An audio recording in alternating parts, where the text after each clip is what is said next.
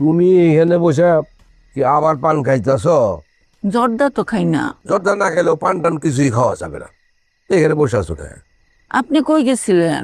এই তো আমি এইখানে দোকানে এইখানে গেছিলাম। আপনি বসেন, আপনার সাথে আমার কথা আছে। আহ, বলো কি? আমরা যে খাইরুলের জন্য মেয়ে খুঁজতেছিলাম, মেয়ে আর খুঁজান লাগবো না।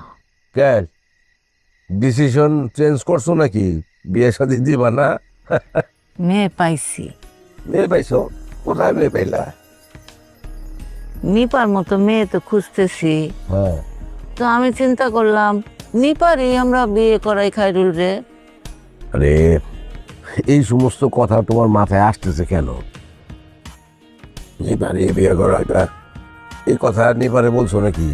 না, আপনার এই প্রথম বললাম।